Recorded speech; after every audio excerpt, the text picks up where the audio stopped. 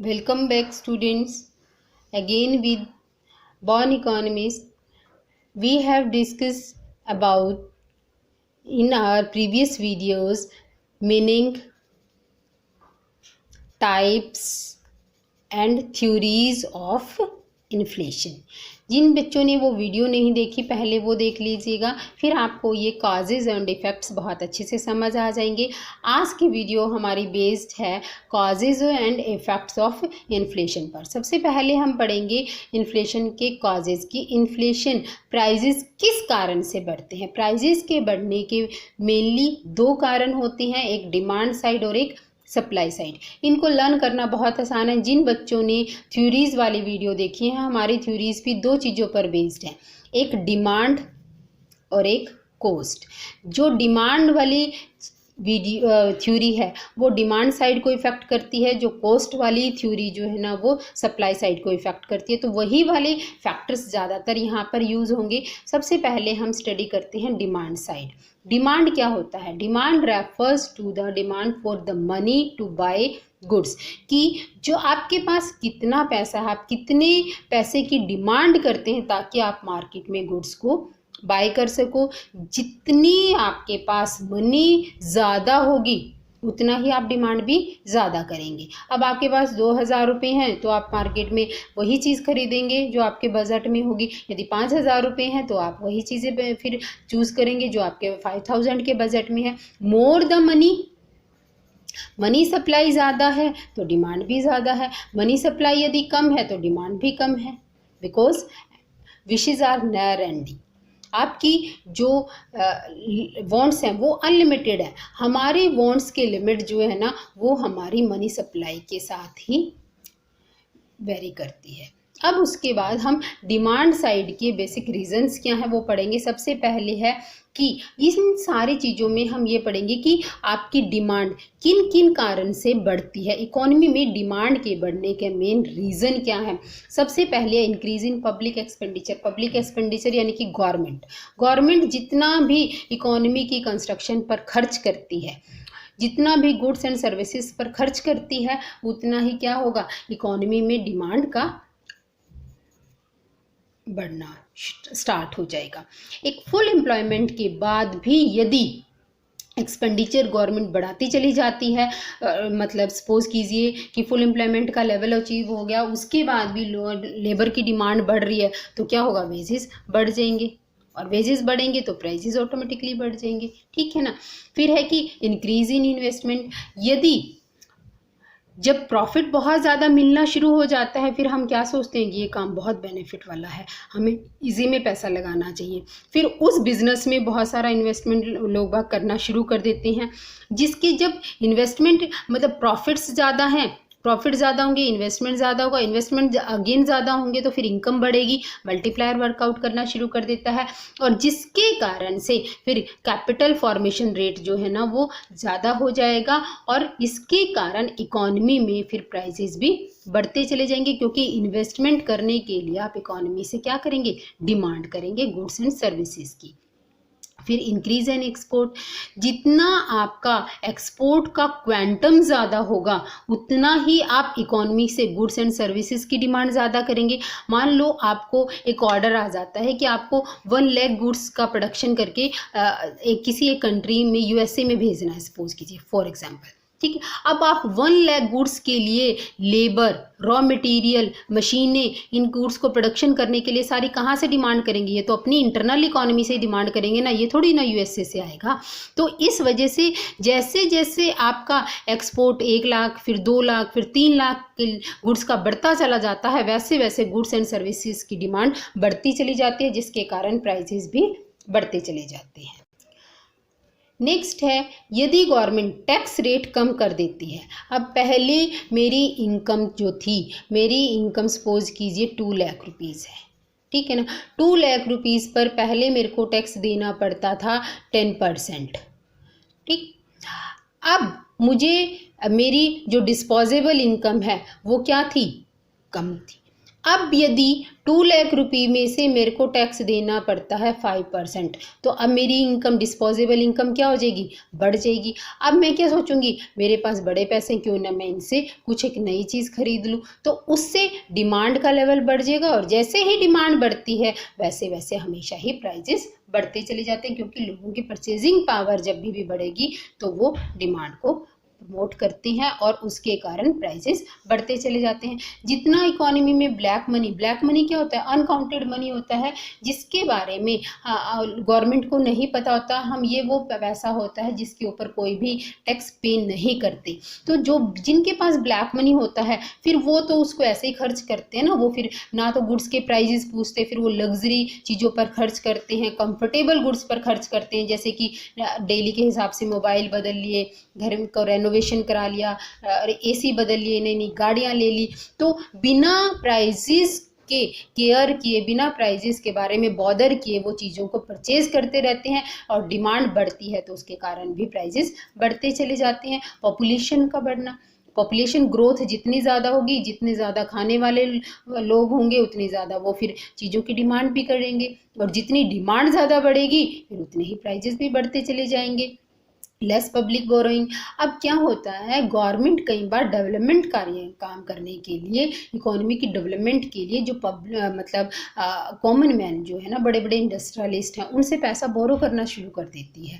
तो और फिर धीरे धीरे उनके लिए मतलब 10-20 सालों के लिए उनसे जो है ना गवर्नमेंट कर्जे ले लेती है। मान लो अंबानी ग्रुप है, अंबानी ग्रुप से पहले गवर्नमेंट ने ये था कि उन्होंने 20 करोड़ रुपीज़ जो है ना उनसे बोरो करने थे, लेकिन गवर्नमेंट ने वो स्कीम ड्रॉप कर दी।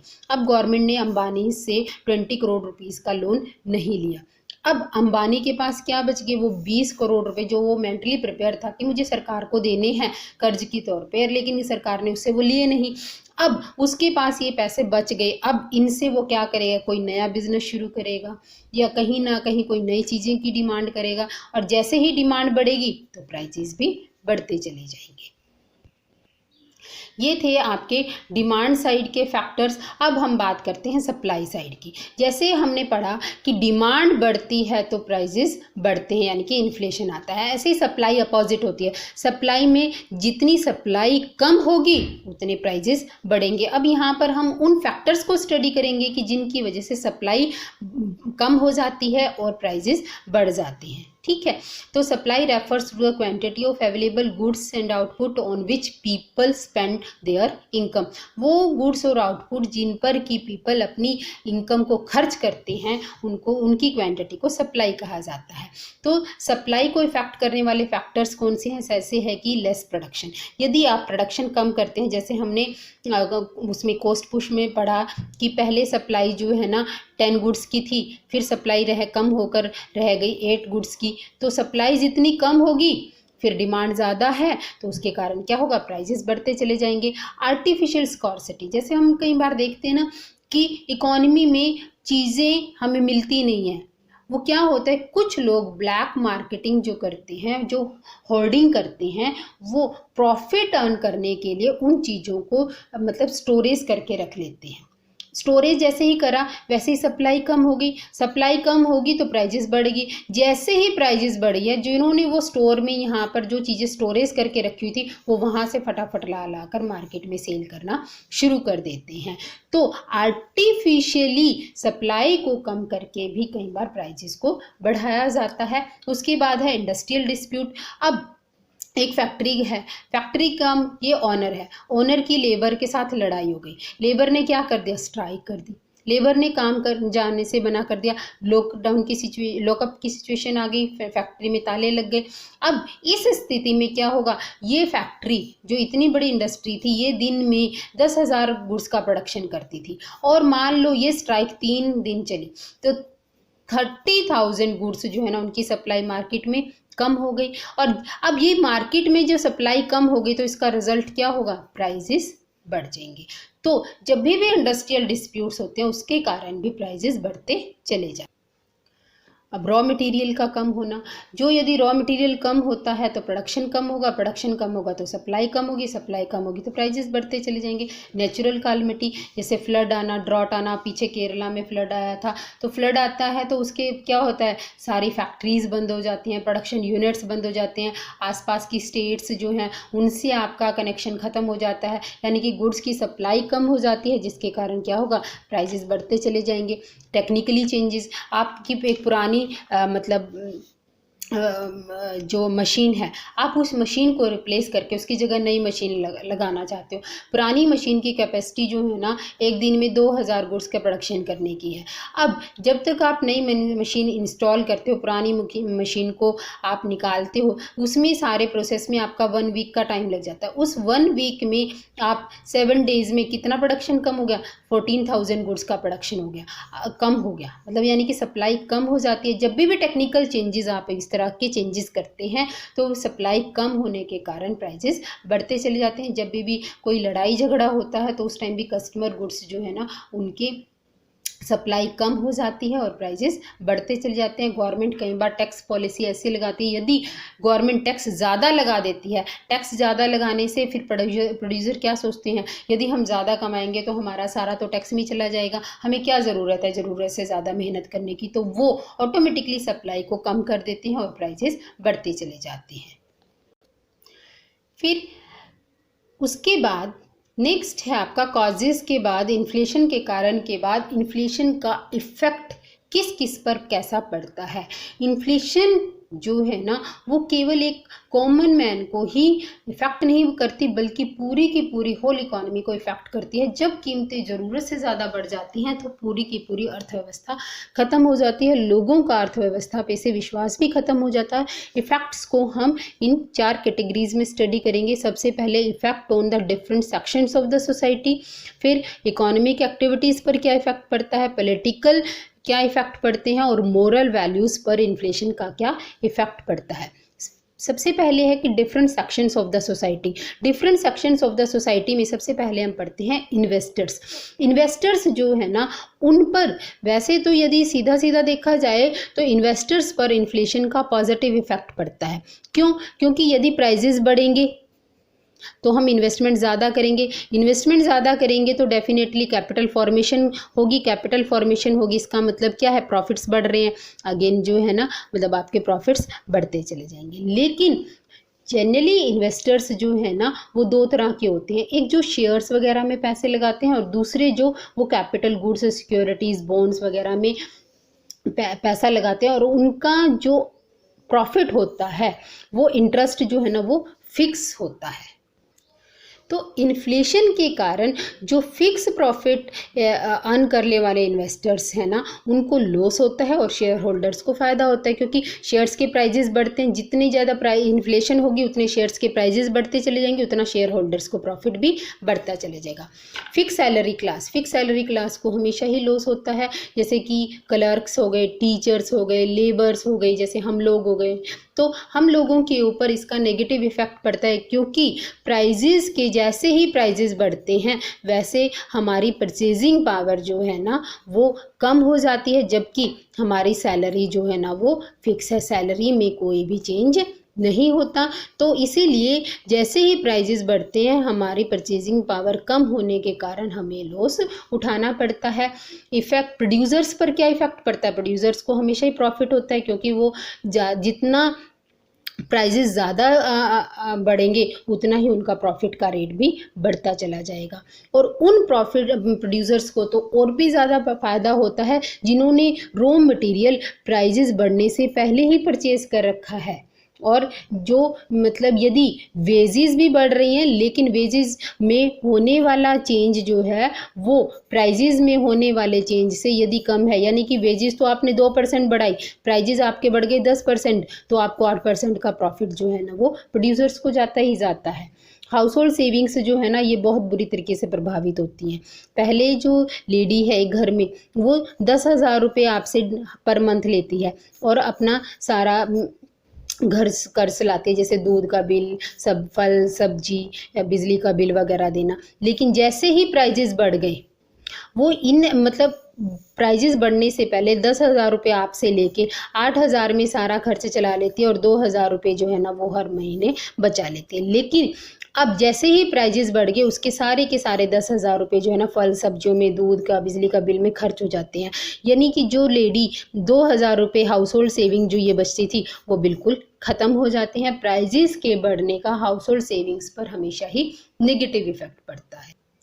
अब है कि इकोनॉमिक एक्टिविटीज़ पर इसका क्या प्रभाव पड़ता है। इकोनॉमिक एक्टिविटीज़ में जैसे हम पढ़ते हैं मतलब इन प्रोडक्शन पर, प्रोडक्शन जो है ना यदि थोड़ा बहुत प्राइजेस बढ़ते हैं, माइल्ड यदि इन्फ्लेशन का डोज है तो वो कोई ख़ास बड़ी बात नहीं है, उससे प्रोडक्शन लेवल जो है ना वो मतलब प्रोडक्शन के लिए वो इतना तो ज़रूरी भी है। लेकिन जब यदि इन्फ्लेशन का रेट बहुत ज़्यादा बढ़ जाता है तो उससे हमारा प्रोडक्शन जो है ना वो नेगेटिवली इफ़ेक्ट होता है, क्योंकि हमारी सप्लाई कम हो जाती है, बजट जो है ना उतना नहीं आता, बिजनेस में बहुत सारी अनसर्टेनिटीज़ बढ़ जाती हैं।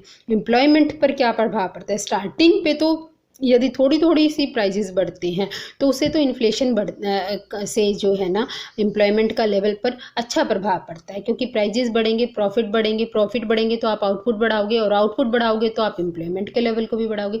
लेकिन जैसे ही फुल एम्प्लॉयमेंट आ गया, फुल एम्प्लॉयमेंट के बाद फिर क्या होता है, वहाँ पर केवल प्राइजेस बढ़ते हैं और जो लो इनकम ग्रुप जो है ना उसको बहुत ज़्यादा लॉस उठाना पड़ता है।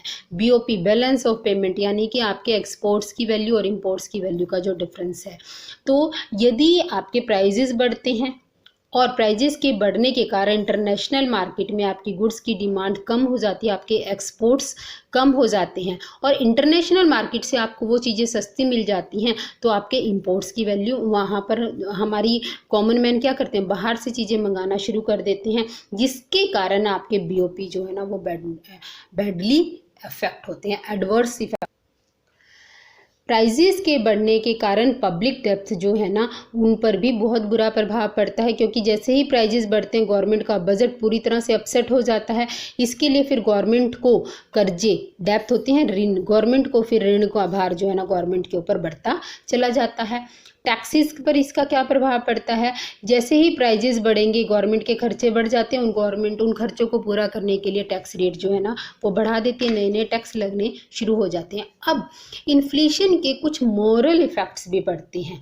क्या होता है कि जैसे कीमतें बढ़ गई, घर खर्च चलाना मुश्किल हो रहा है, ठीक, आप घर में जाते हो, हर रोज़ के हिसाब से घर में झगड़े हो रहे हैं, कमाते धमाते हो नहीं, इतना खर्च हो रहा है, कैसे करें, कहाँ से घर चलाएं, हर रोज़ के इसे तंग आकर फिर लोग क्या करते हैं, वो इल एक्टिविटीज़, एंटी सोशल एक्टिविटीज़ करना शुरू कर देते हैं, जैसे कि चोरी करना, ठीक है ना, और होर्डिंग करना, अल्ट्रेशन करना, मतलब जैसे गलत गलत चीज़ों की मार्केट में सप्लाई करना शुरू कर देते हैं। तो इन्फ्लेशन की वजह से सोसाइटी में मोरल वैल्यूज़ जो है ना वो बहुत गंदे तरीके से प्रभावित होती हैं।